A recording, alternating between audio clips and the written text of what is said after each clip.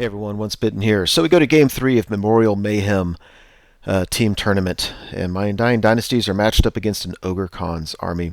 This is actually a matchup that both of us wanted, so I guess it was meant to be. But I play ogres against ogres all the time, so I'm at least comfortable with how to face them. So I was happy to do it. My opponent thought he had a good matchup. So yeah, we have the deployment where there's kind of attacker defender, so I have the one where I'm deployed a little bit further in the middle and a little bit farther back on the sides, and my opponent is the opposite. And the scenario is a scoring unit within 6 inches of the middle of the table. So his list, he's got 2 Rocks on the right. Behind him are 2 Thunder Cannons. Then he really just has 2 big combat blocks. He's got the list is in the description. He's got Mercenary Veterans. They've got Thunderous Charge and Lethal Strike, and the BSB is in there, and he's given them Swift Stride and Strider on everything. And I'm pretty sure they have extra hand weapons as well. To the left of him are the 9 Tribesmen, and he's got a Spellcaster in there. He's rocking Pyromancy. I think he's an Apprentice level, but he has 4 spells. And then he's got like 46 Scraplings. And that's it. So it's pretty kind of a dense list. I've got on the far right some archers, a Dread Sphinx, one of my first Casket of Phatep. Then I've got archers, fast cav archers. Behind them are some Necroguard. The first 2 catapults to the left of this picture are some more Necroguard. Archers behind him with my Hierophant, more Necroguard. Top left archers. Bottom left I've got the second catapult and the second Dread Sphinx. And far left of this picture, more Lethal Strike, Necroguard, and then my second Casket. So, yeah. So I think my opponent, I picked deployment. My opponent put 1 unit down, and then I don't know if we went back and forth a little bit, but I eventually just dropped everything, and I knew I was going to go first. So I go first, and I'm doing roughly that. Let's see, during magic and shooting, not a whole lot happens. At some point I put a single wound on a rock. Got a Dance Macabre off on this unit, which is just kind of on my left flank, just get him a little bit closer to the action. And we go to Ogre Khans turn 1. So he's definitely leading the way with the Rocks. I kind of like that. I'd like to be able to pick them off first. I haven't decided yet what I'm going to do against his other combat blocks. All my attention is on those big beasties, not wanting them to get the charge. During the magic, not a whole lot happens. He gets some Pyromancy, kills some models. It doesn't worry me too much because I'm going to probably be able to regrow them back. Shooting doesn't anything. We go to Undying Dynasties turn 2. So basically I just throw my fast cav up there to redirect both of those Rocks. And I told my opponent I'm happy to put him in a conga line facing left if that's what it took, but we both agreed that the way they're facing actually does block both of his guys from charging. The best I can hope for is he either sits there or he charges, and then I get advantageous countercharges. I did go ahead and try to put the Dread Sphinx into 1. It was a long charge. I figured if I failed it, it wasn't really going to hurt me. And if I hit it, then I think I actually was going to be in his flank, which was just, I'd kill him or not, but either way is good as long as I survive it. And actually what's best for me is not to kill him and not to take damage in return, and then kill him on his turn, and then I can pivot and do whatever I need to do with my Sphinx. That would have been awesome, but he failed the charge, so it doesn't matter. We go to Ogre Khans turn 2. Both of his big baddies charge my fast cav. Otherwise, he's hanging back with his tribesmen. He's kind of splitting the difference with his mercenary veterans. We go to shooting and magic, and I think the Scraplings, they're basically, I'm going back one. Yeah, see how the Scraplings top left are touching the hill? And we weren't sure about this, but we all agreed. I think the way it works is line of sight is drawn from the models in the front rank. So even though all the unit except the front rank is behind a hill, they draw their line of sight and they just shoot over the hill. So he had like 46 shots. Out of 46 shots, he snuck a wound through. I figured he kind of deserved it. That's a lot of arrows in the air. One of his Thunder Cannons, one or both, whatever, hits this guy, does 3 wounds. I think one of them hits. And obviously in combat, we didn't even roll the combat. I just picked up the fast cav. and it looks like this. So really can't complain about that. I guess the plan worked, so let's spring the trap, if you will. So I just countercharge. Just countercharge the heck out of both these guys. So the first guy gets Necroguard in the front, Necroguard in the flank, and a Dread Sphinx in the flank. And the other unit gets Necro in the front, and then a Dread Sphinx in the flank. That Dread Sphinx, I wasn't sure where the best place to put him would be, but I go ahead and put him way at the top, so that hopefully he can redirect the mercenary veterans. So we go to the magic phase, or the magic phase doesn't do too awful much, it does some. Go to the shooting phase. I do the automatic panic test on the Scraplings. They fail it and run right off the table. So I wasn't hugely worried about that unit, but that is a lot of bows in the air. Plus, if we ever get in combat, it's a lot of bodies to chew through. So nice to get them off the table. We kill the first. I got rerolled a wound on the turquoise Dread Sphinx, and I forget the spell. I think rerolled a hit on the Necroguard. You see there. So the first Dread Sphinx overruns into the second. With two Dread Sphinxes and one unit of Necroguard, we kill the second one, and the first Battle Sphinx could have overran again, but the problem is they weren't going to hit anything. I think if I would have had them all the way touching the right corner, if I rolled super high, I could have hit his mercenary veterans. But the problem is that second Battle Sphinx was in my way.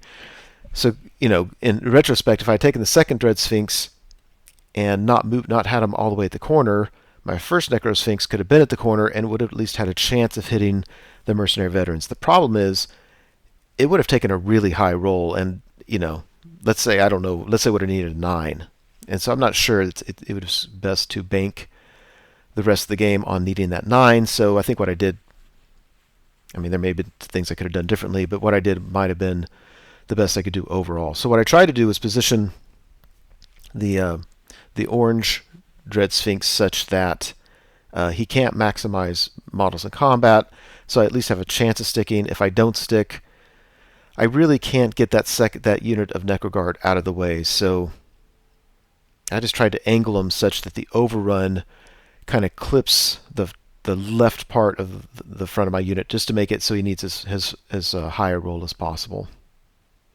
So meanwhile, all the Necroguard that I put in combat, all they could really do was reform, and they're just kind of like in a conga line. I don't know if it'd be better just not to have taken them all in. Like, maybe I didn't need them. I wasn't sure I was going to kill that first one. If I knew I'd kill the first one, I probably wouldn't have taken anything into the second one and just let my first Dread Sphinx overrun into it and just hold him up.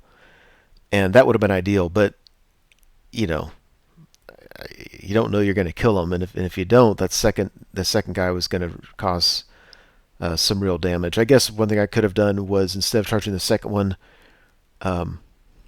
moved something in the way to redirect it just in case. Anyway, so we go to Ogre Khans turn 3. It looks like that. This is kind of a wonky situation because I'm playing Shyhammer's brother Jesse, who's one of my favorite people in this whole game. But he just kind of picked up his army and moved him in base contact. And I was like, whoa, wait. That doesn't work like that. You got to wheel it. And he's like, well, So anyway, it was kind of, we were both right, both wrong in the sense of, how much could he wheel and who was in combat and stuff like that. It's not so much that he's got an extra guy in combat. It's that it changes his position, which changes the distance he needs to hit the overrun. So again, this is where I positioned it, thinking I'm only like an inch away from him, so he can only wheel so much. And so I guess in my mind, intuitively, that red line shows where they would end up and how much they would need. And I think he would need about 9 inches. Whereas where he ends up, he's just closer to my right side of the unit, so he needs 7 or 8 inches. Anyway, we played it like that. That's what it looks like. His thunder cannons open up and kill the other Dread Sphinx. That just sucks. I really, really needed this guy for a countercharge, and he's down for the count.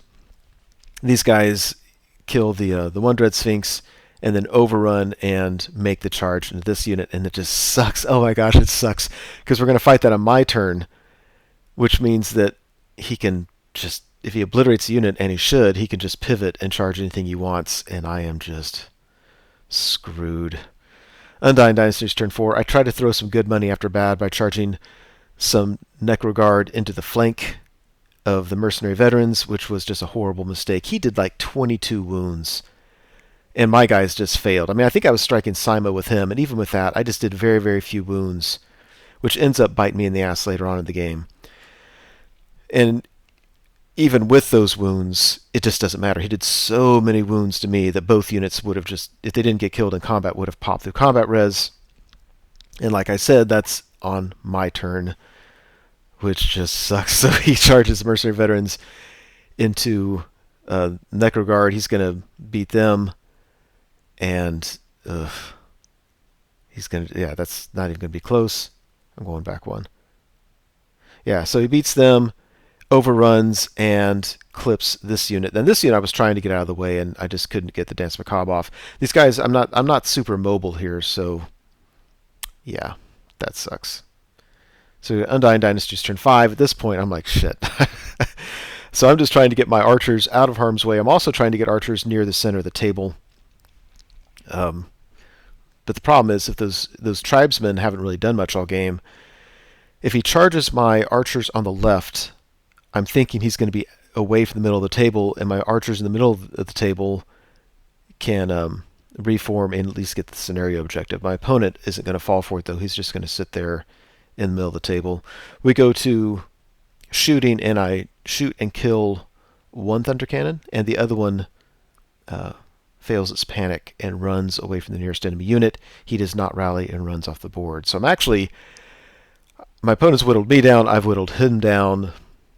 Yeah, this amazingly, because he just clipped me, he didn't crumble the whole unit. I've got 2 guys left, which is actually just amazingly awesome. We go to his turn, and he easily kills the unit, but that's nice because that means on my turn I can get stuff out of the way. So on my turn, I sacrifice 1 archer unit just to make sure he can't start charging my Hierophant, and otherwise, well, my archers are doing what you can see. We finally put a token in the middle of the table just so we're both clear on where it is. We go to magic, and I just magic and shoot the heck out of that Mercenary Veteran unit. His Tribesman unit is immune to panic. I mean, I would have targeted them and tried to force panics, but that wasn't going to happen. I have nothing left in my army that can deal with the Tribesman unit. Luckily, he's also focused on the scenario, so he's not charging stuff. So I just unload on the Mercenary Veterans, and I don't have anything on his BSB. Maybe a wound on him, I don't know, doesn't matter. But on his unit, I kill the whole unit. He's down to a champion, and the champion's taken a wound. That's what I'm thinking. You know, if I had done just some more wounds in that one combat, I would have at least had his Mercenary Veterans, and that's a lot of points. And more important, on his turn, he passes his march test. He marches and gets the Mercenary Veteran, 1 guy remaining right near the center of the table. So he has 1 unit near the center of the table. He has 2 units. I only have 1, and he gets the scenario objective, and the game ends like that. Oh, that was just... I'm actually really impressed that the Undying Dynasties didn't absolutely crumble. The game, if you ignore the scenario objective, the game was at 11-9 to the Ogres. With the scenario objective, of course, it's 14-6. To be honest, I was kind of impressed I got 6 points out of it. That was just... I think to fix that game, I've got to go all the way back to that charge, all those charges on the Rocks, and I've got to figure out what's the better plan. And I think the better plan is not to charge the second one. Just charge the first one, have a backup plan for the second one, and do that, because what I did was just absolutely horrible. And even the alignment thing, I think that what I thought intuitively was going to happen, I don't think I was 100% accurate. And more important, it was close enough that it shouldn't, you know, it's close enough that you shouldn't rely on it. So, yeah, not the outcome I was expecting, but a fun game nevertheless. Thank you so much for watching the video. I truly hope you enjoyed it. As you know, YouTube has a variety of functions you can use to interact with videos such as this. You can like or comment on the video, you can favorite it, you can share it, and of course you can subscribe to the channel. And I encourage you to do any or all of those things as a way of interacting between viewer and producer. As always, I appreciate your patronage on the channel and wish you all the best.